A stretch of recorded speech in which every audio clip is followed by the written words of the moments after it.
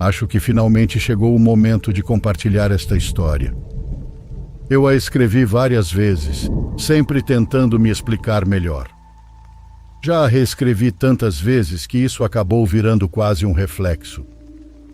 Mas hoje finalmente tomei coragem para dividir com vocês este capítulo da minha vida.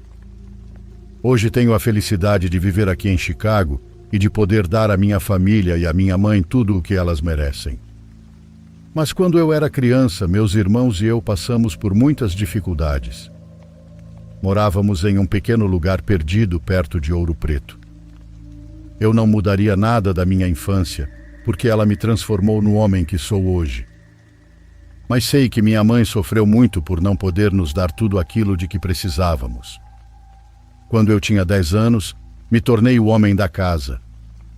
Comecei a procurar trabalho ajudando no açougue da minha rua, e quando minha mãe saía para trabalhar, eu ficava cuidando dos meus irmãos menores. Meu pai aparecia em casa quando queria, sempre com a promessa de que estava prestes a conseguir um emprego ou de que logo venderia o pequeno terreno que havia herdado do avô. Mas na maior parte do tempo, só aparecia para roubar as moedas do meu cofrinho e gastar tudo em bebida. Mas certa vez aconteceu algo muito pior do que isso. E é aí que começa a minha experiência. Foi quando descobri que todas aquelas lendas contadas no povoado eram verdadeiras.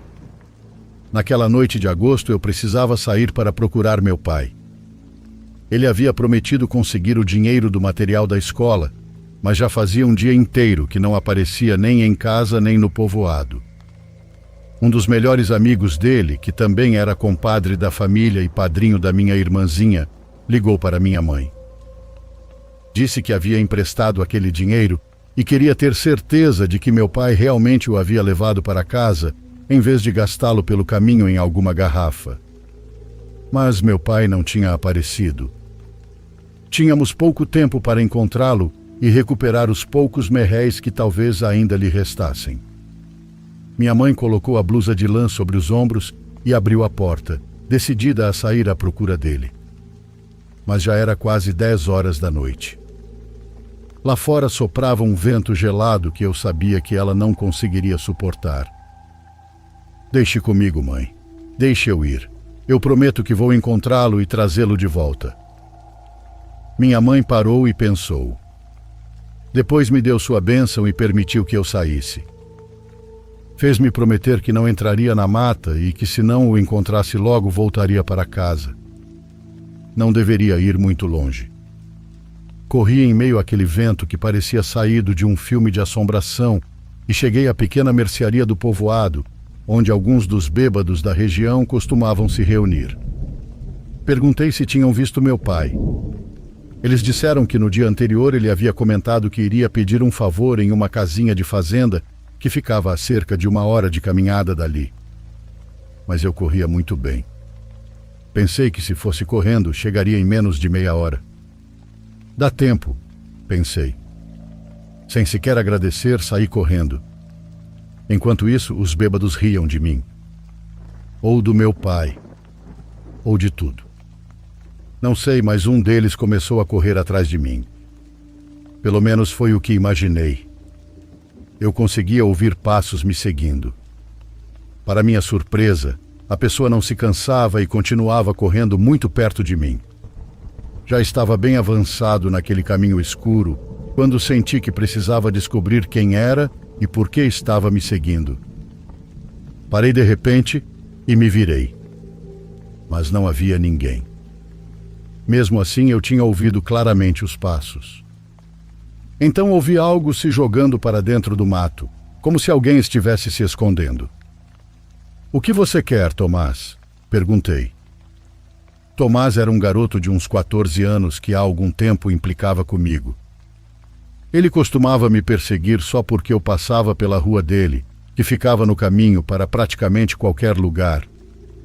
Era louco.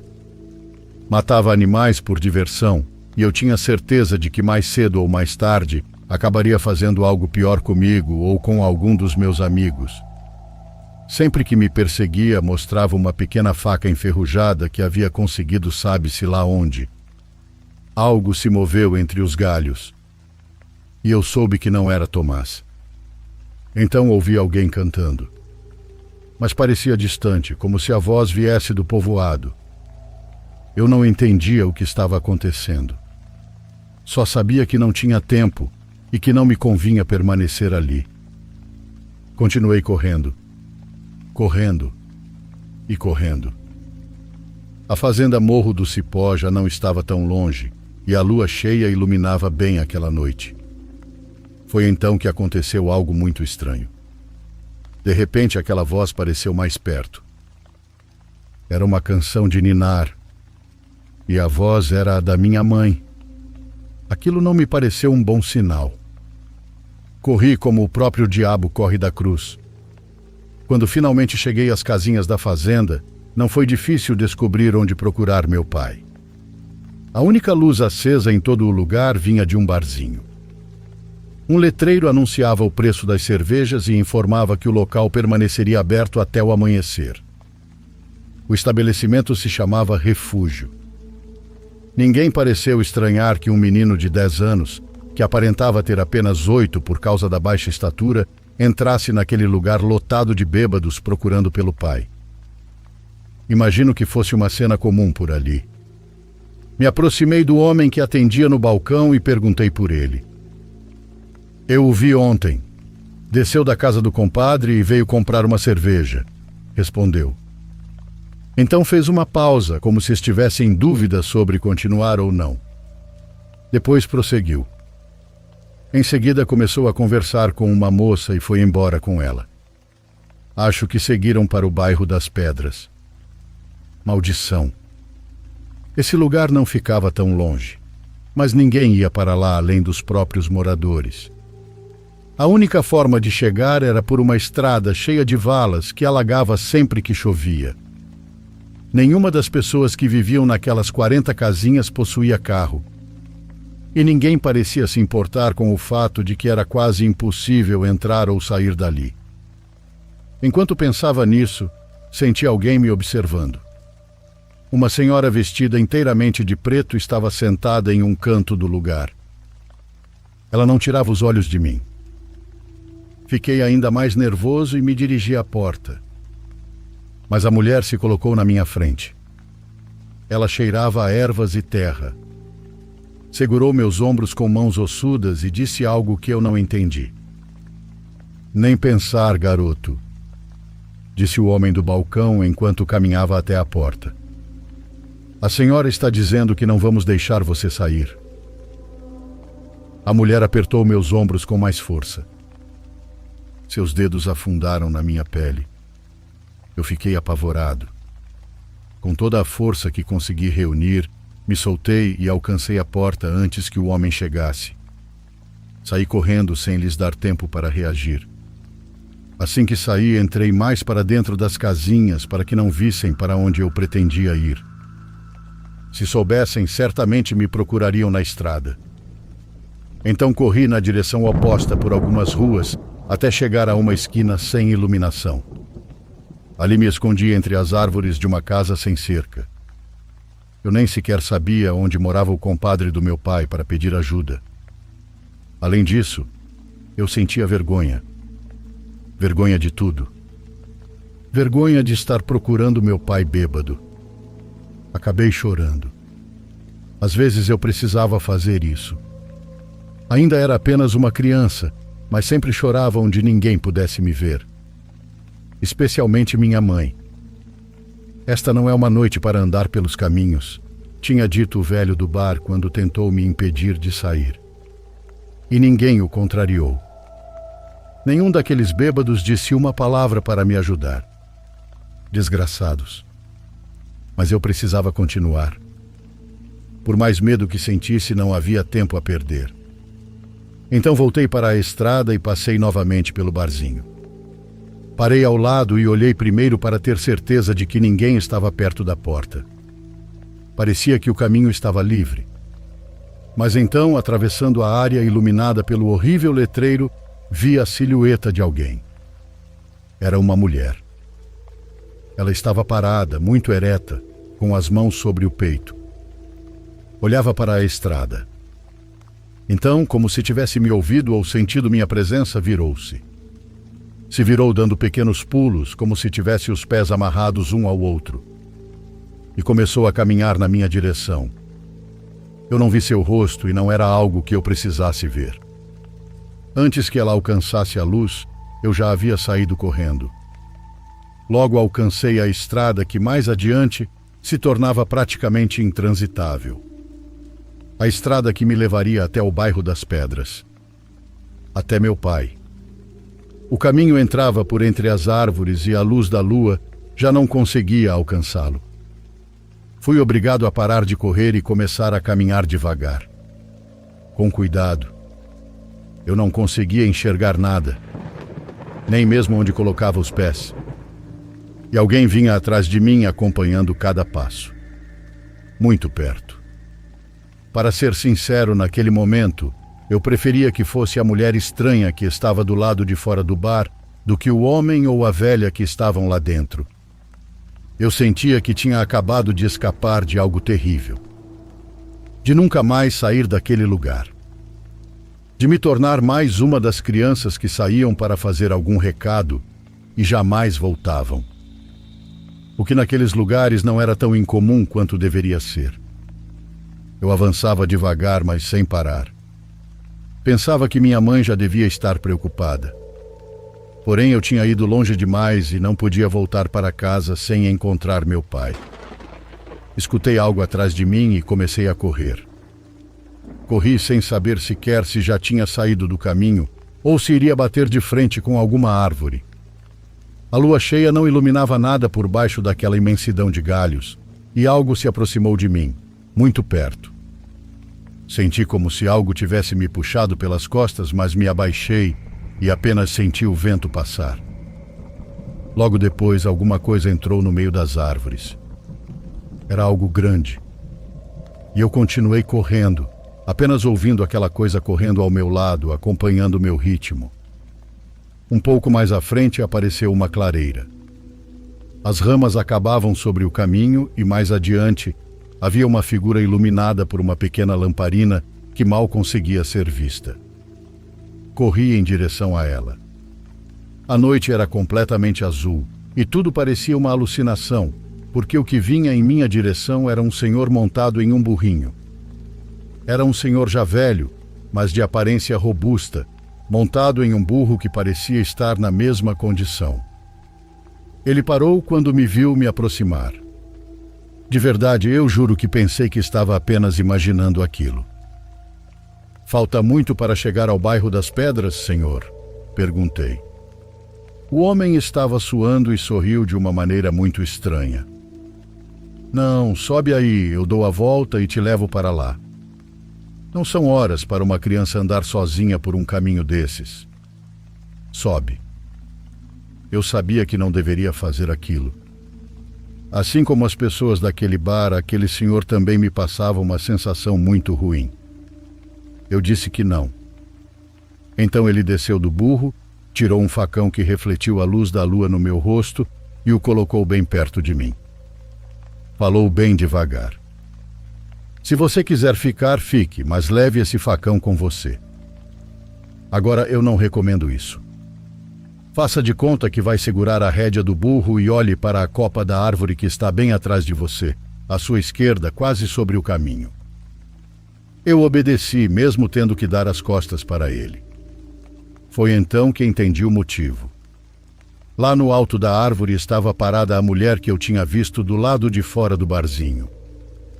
Ela usava um vestido que parecia apertar seus tornozelos, deixando suas pernas muito juntas. Estava em pé sobre um galho onde mal caberia um pássaro de bom tamanho. Sobe, o velho me disse. Eu subi no burro e ele caminhou ao meu lado, cantando uma música. Uma música alegre que eu sentia que conhecia e que até hoje ainda consigo lembrar. Era uma canção que me acalmou. Um tempo depois chegamos. Perguntei pelo bar do lugar, o único local onde eu poderia encontrar meu pai. Não tem bar, menino, ele respondeu. Mas ali está a casa de um dos malviventes do lugar. Lá você sempre vai encontrar alguém que quer beber e se perder. Depois disso, ele voltou novamente para aquele caminho. Ei, mas e aquela coisa? Perguntei. Se cuida, não volte sozinho por motivo nenhum. Não volte sem seu pai. Naquela casa que ele havia indicado, encontrei meu pai. Ele estava caído ao lado de outras pessoas, nos braços de uma senhora, completamente bêbado. Como pude, tentei acordá-lo. Ainda lembro dos olhos dele cheios de vergonha quando percebeu que eu estava ali. Quanto você gastou? Perguntei bravo. Não muito, não muito. Ele dizia enquanto mexia nos bolsos. Vamos, meu filho, vamos para casa. Ajudei meu pai a se levantar e fui levando ele, mantendo-o em pé. Chegamos ao caminho e meu pai parou. Na nossa frente passou aquela mulher, a mesma que eu tinha visto na árvore. Ela passou sem olhar para nós, como se estivesse nos ignorando. Foi então que percebi que seus pés estavam amarrados. Dessa vez, porém, ela não estava pulando. Ela estava flutuando. Pelo menos a 1 metro do chão. A gente não pode ir agora, meu pai disse. Ele falou como se já soubesse do que se tratava. Ela não vai deixar a gente chegar. Eu disse que não podíamos esperar. Minha mãe estava em casa preocupada, esperando por nós. Falei que se ele ficasse eu iria sozinho, mas naquela noite eu chegaria em casa com ele. Foi quando ouvimos um barulho de latas batendo longe pelo caminho. Depois vimos uma luz fraca se aproximando. Era um carrinho velho com a carroceria toda maltratada, parecendo que estava prestes a se desmontar.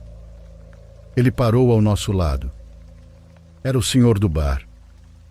Dona Joana mandou eu buscar você, ele disse. Ela me emprestou o carrinho. Ela teria vindo, mas já não enxerga mais. Por mim? Por que se ela me expulsou do bar? Meu pai respondeu. Não por você, boca aberta, pelo menino. Tem alguma coisa seguindo ele desde que saiu de casa. Entramos no carro em silêncio. Seguimos por aquele caminho escuro, cheio de buracos, naquele veículo que cheirava a óleo e cigarro, com as janelas abertas. Ele nos levou até nossa casa. Eram 3 da manhã, mas minha mãe estava com a janta pronta. Até o senhor ganhou um bom prato de caldo para espantar aquele frio. Eu trouxe, mãe. Encontrei ele como prometi, eu disse. Ainda lembro daquele olhar de orgulho e gratidão da minha mãe. Eu tinha apenas 10 anos, mas naquela noite eu mostrei para ela que, apesar de tudo e de quanto pouco meu pai nos ajudava, ela não estaria mais sozinha. Nunca mais. Antes de ir embora, o senhor se aproximou da minha mãe e disse algo para ela. Meu pai já tinha dormido. Minha mãe apenas assentiu e respondeu que sim. Eu não sei exatamente o que ele disse, mas durante vários dias nas semanas seguintes, eu sonhava com aquela senhora de preto, com cheiro de terra, aquela mulher do bar perto do bairro das Pedras. Mas não eram apenas sonhos. Uma vez acordei bem cedo, por volta das 5:30 da manhã, e ouvi a senhora conversando com minha mãe. Ela estava se despedindo antes de sair da nossa casa, dizendo que já estava quase terminando. Naqueles dias minha mãe sempre me acordava com uns chás que pareciam fogo e que ela só dava para mim e para meu irmão mais novo. Para minha irmã nunca. Até hoje ela nunca nos contou o que eram ou para que serviam. O mais estranho de tudo é que dias depois daquela noite, em uma daquelas raras ocasiões em que meu pai estava sóbrio, ele perguntou para minha mãe de onde eu tinha tirado aquele facão. Eu me aproximei para responder. É meu. Me deram para eu me proteger quando fui procurar você. Meu pai virou para mim com lágrimas nos olhos, sem acreditar. Você não vai mentir para mim, moleque. Me diga de onde tirou isso. Ele olhou para o facão. Esse é o facão do meu avô. Olha aqui as iniciais, as mesmas que as minhas. Estão gravadas no cabo. Quando ele caiu pelo barranco com o burrinho, Passamos dias procurando por ele. Quando encontramos o corpo, o facão e a bolsa dele não estavam mais lá. Algum morto de fome que viu o acidente deve ter levado em vez de ajudar. Me diga quem te deu isso. O olhar dele tinha mudado. Agora era de ódio. Pensei em descrever aquele velhinho para ele, mas não fiz. Eu já não lembrava mais como ele era. Eu não lembro. Foi apenas o que respondi. Meu pai sempre acreditou que naquela noite eu tinha encontrado algum ladrão das estradas. Eu acredito que foi alguém diferente.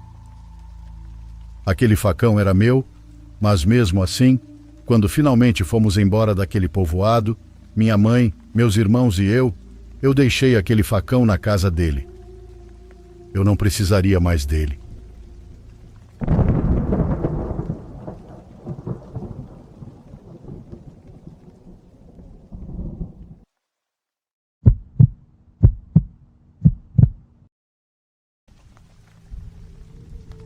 Quando eu tinha 15 anos, consegui um emprego limpando apartamentos em um conjunto habitacional de baixa renda. Consegui o trabalho por meio da administradora do condomínio, para quem eu costumava trabalhar como babá. Para um estudante do ensino médio, o pagamento era surpreendentemente bom. O trabalho era simples. Sempre que um morador se mudava, nós entrávamos na unidade para limpá-la e prepará-la para a próxima família. Muitos dos apartamentos pareciam ter sido abandonados às pressas. Frequentemente havia pertences deixados para trás, e alguns lugares davam a impressão de que as pessoas simplesmente tinham se levantado um dia e ido embora. Eu trabalhava ao lado de uma universitária que vou chamar de Jen. Ela tinha cerca de 20 anos e, naturalmente, assumia a liderança enquanto eu seguia suas orientações. Certo dia fomos designados para limpar uma unidade localizada na ponta de uma fileira de apartamentos. A disposição do lugar é importante para a história, então vou explicá-la rapidamente. Ao entrar pela porta da frente, você dava de cara com a sala de estar. Do lado direito havia 2 lances de escada. Um levava ao segundo andar e o outro, escondido atrás de uma porta, descia para o porão. A escada do porão fazia 2 curvas, o que significava que não era possível enxergar o porão a partir do andar principal. O porão em si era apenas um grande cômodo inacabado de concreto, contendo uma máquina de lavar, uma secadora e uma única lâmpada pendurada no teto. Não havia armários, cômodos laterais, nichos ou qualquer lugar onde alguém pudesse se esconder. Quando entramos no apartamento, ficou evidente que os antigos moradores tinham saído às pressas. A cozinha estava imunda e a maior parte dos pertences deles ainda estava lá. Passamos a primeira parte da tarde colocando tudo em sacos de lixo e separando os itens que poderiam ser doados. Depois que terminamos essa etapa, começamos a limpeza. Parte do trabalho na cozinha envolvia afastar o fogão e a geladeira das paredes para limpá-los completamente. Também removemos a gaveta localizada abaixo do fogão. Quando chegou a hora de recolocá-la, descobrimos que os trilhos estavam danificados e ela não deslizava corretamente. Por algum motivo que fazia sentido na época, Jen e eu ficamos em lados opostos e começamos a chutá-la até que ela ficasse encaixada de volta sob o fogão. Quando tentamos puxar de novo, ela não se moveu nem 1 centímetro. Nós 2 nos arrependemos imediatamente de ter feito aquilo, mas concluímos que a administradora poderia resolver o problema depois. Após isso, nos dividimos. Jen subiu para limpar os quartos, enquanto eu permaneci no andar de baixo, removendo as luminárias de vidro para lavá-las. Eu estava em uma escada na sala quando ouvi Jen chamar meu nome lá de cima. Respondi, mas não obtive retorno. Desci da escada e subi para encontrá-la. Quando a encontrei, ela estava limpando um dos quartos usando fones de ouvido. Perguntei o que ela queria. Ela me olhou com expressão confusa. "O quê? Você me chamou?" perguntei. Ela riu e balançou a cabeça. "Não." Dei de ombros e voltei para o andar de baixo. Uma coisa que sempre me incomodou naquele apartamento era o acesso ao sótão acima da escada. Era apenas uma abertura quadrada no teto que levava a um espaço escuro e apertado.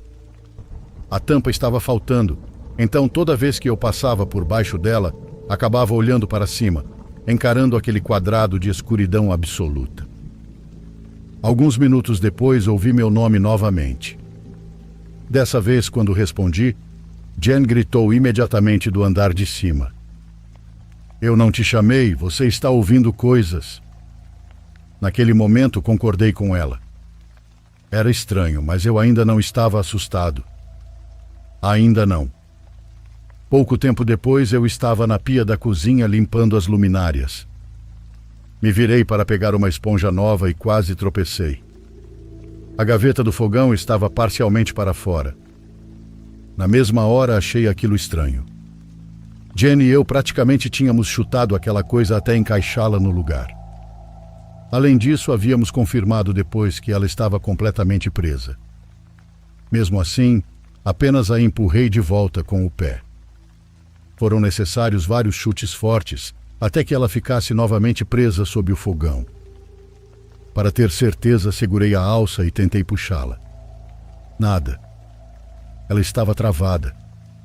Satisfeito, voltei à limpeza. Alguns minutos depois, me virei novamente e quase tropecei outra vez. A gaveta estava para fora de novo. Eu não tinha ouvido nenhum barulho. Não havia mais ninguém no andar de baixo. Dessa vez, fiquei genuinamente nervoso. A gaveta não tinha simplesmente escorregado para fora. Ela estava presa com força. Decidi deixá-la onde estava e concluir que aquilo era problema da administradora. Quando fui verificar Jen, ela continuava limpando os quartos, então retornei ao meu trabalho. Depois de um tempo, comecei a reinstalar as luminárias já limpas. Como era uma tarde ensolarada de verão, desliguei as luzes enquanto trabalhava. Eu estava em uma pequena escada tentando prender uma das luminárias quando, de repente, as luzes acenderam sozinhas. A claridade repentina me assustou e eu perdi o equilíbrio. No segundo seguinte, a luminária escapou das minhas mãos e despencou. Por muito pouco, ela não atingiu minha cabeça.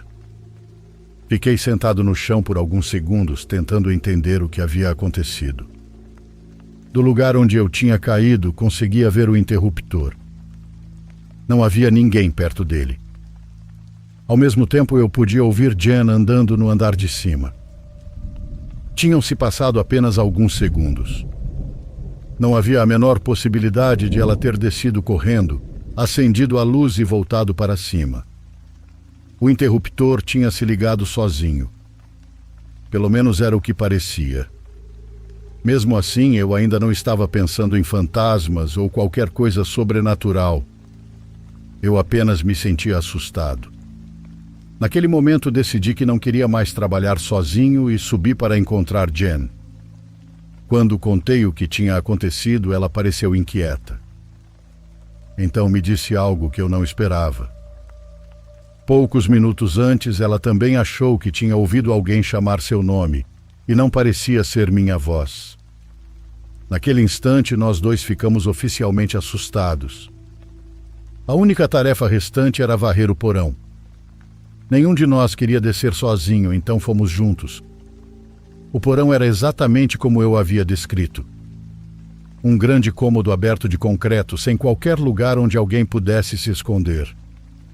Enquanto Jen varria, eu me sentei sobre a secadora e conversei com ela. Alguns minutos depois, terminamos e voltamos para o andar de cima. Estávamos aliviados por estarmos quase acabando. Começamos a reunir nossos materiais de limpeza na sala. Eu estava a cerca de meio metro da porta aberta do porão quando aconteceu.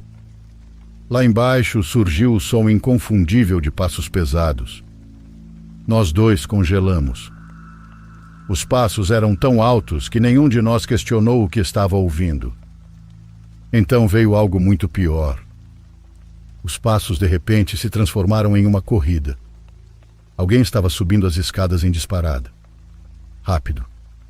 Pesado. Diretamente em nossa direção. O som ficou cada vez mais alto. Olhei para Jenny e seu rosto estava completamente pálido. Nenhum de nós disse uma palavra. Movido apenas pelo instinto, agarrei a porta do porão e a bati com toda a força que consegui. Então Jenny e eu corremos. Disparamos pela porta da frente e atravessamos o gramado. Em determinado momento, ouvi Jen gritar atrás de mim.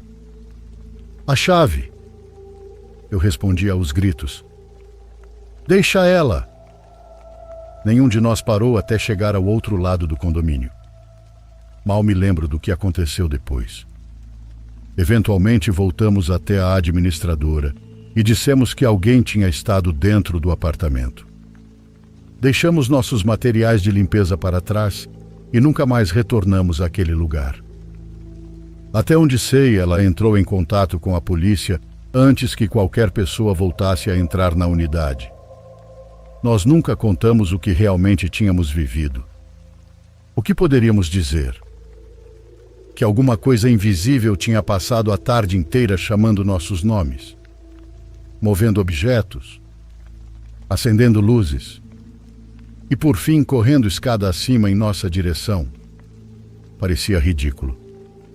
Mesmo hoje não sou o tipo de pessoa que acredita que toda história estranha seja paranormal. Já vivi outras experiências que provavelmente poderiam ser explicadas de uma forma ou de outra. Mas esta foi diferente. Talvez nós tenhamos imaginado ouvir nossos nomes. Talvez houvesse alguma explicação mecânica para a gaveta do fogão. Talvez o interruptor estivesse com defeito. Mas aquele porão estava vazio. Não havia lugar algum onde alguém pudesse se esconder.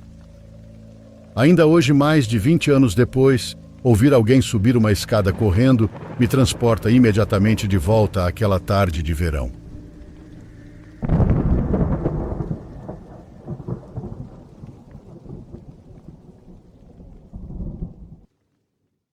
Por favor, curta e se inscreva se você estiver gostando. Agora continuamos.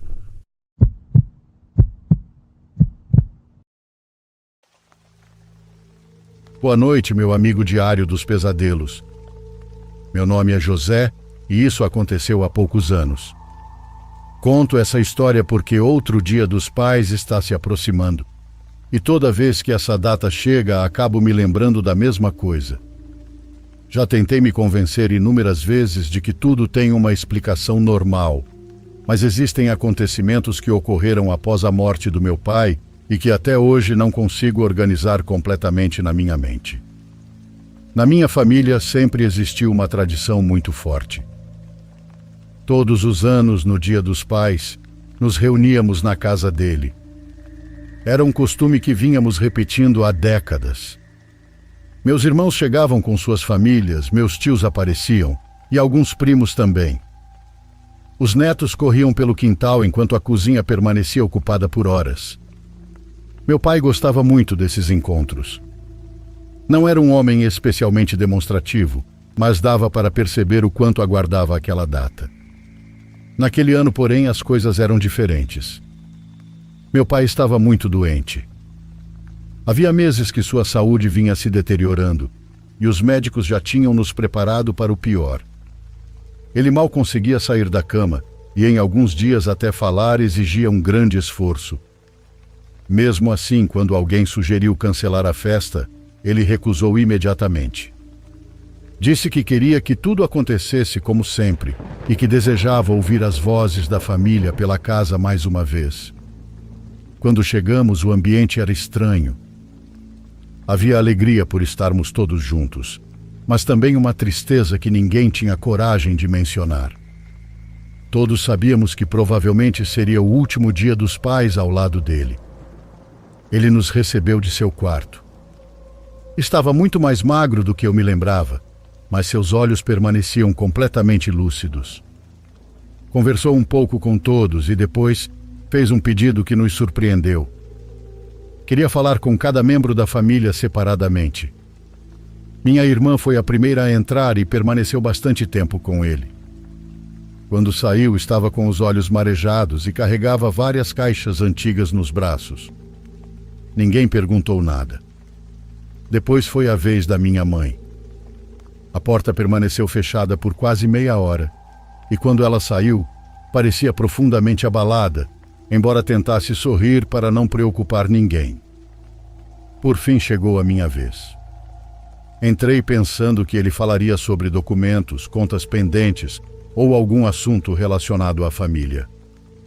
Era o que qualquer pessoa esperaria de uma conversa assim. Fechei a porta e me aproximei da cama. Meu pai me pediu que me sentasse ao lado dele e durante alguns segundos permaneceu em silêncio, apenas me observando. Então começou a falar sobre algo que jamais havia mencionado antes. Disse que durante muitos anos realizou certas práticas para proteger a família.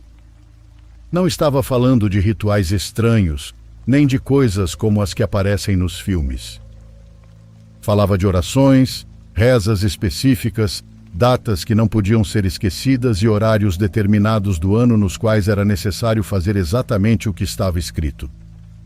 Enquanto falava, abriu uma gaveta e retirou um caderno antigo, desgastado e cheio de anotações feitas à mão. Lembro perfeitamente da maneira como ele me entregou aquele caderno.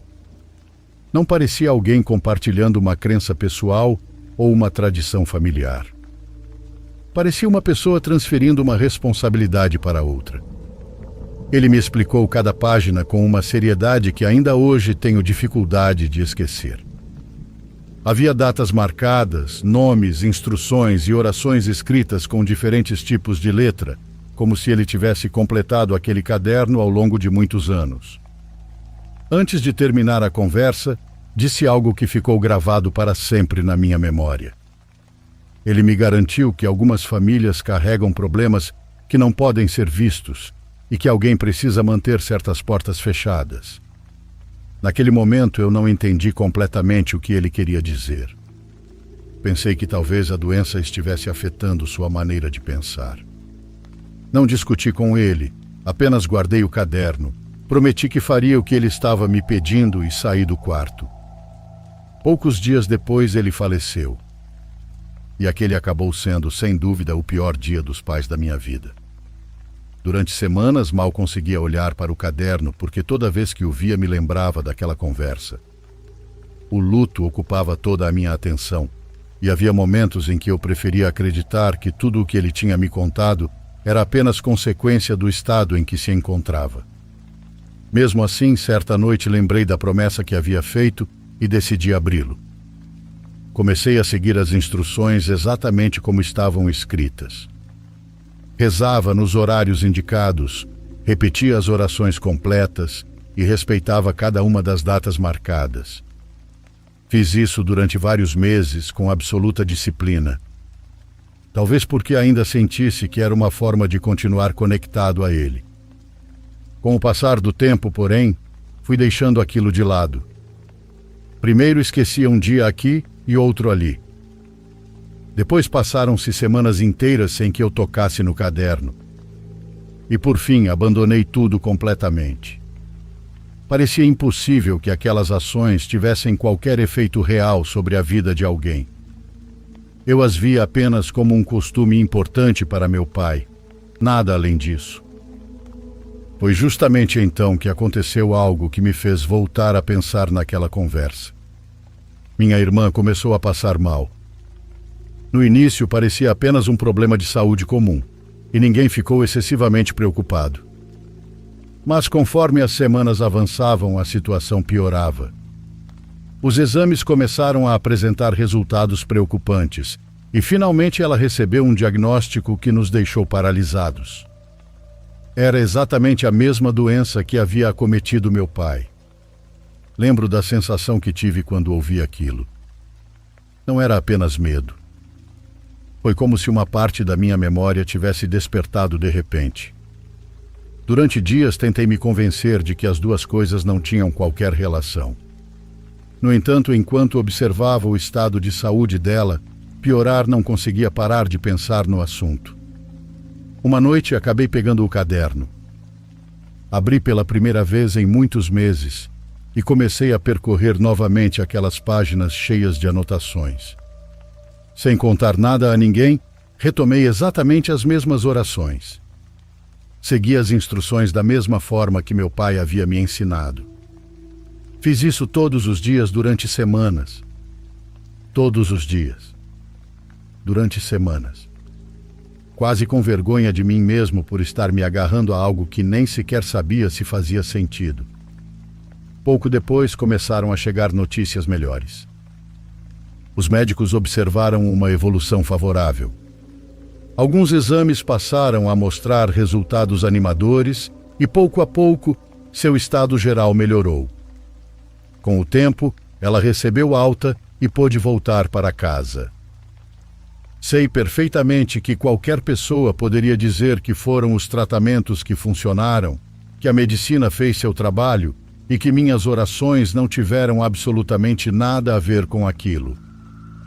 E provavelmente estariam certas. Mas eu também não conseguia ignorar o momento exato em que as coisas começaram a mudar. A dúvida ficou instalada na minha cabeça e desde então nunca desapareceu completamente. Meses depois decidi conversar com minha mãe. Nunca contei a ela o que eu vinha fazendo, mas perguntei diretamente se meu pai realmente acreditava em todas aquelas coisas.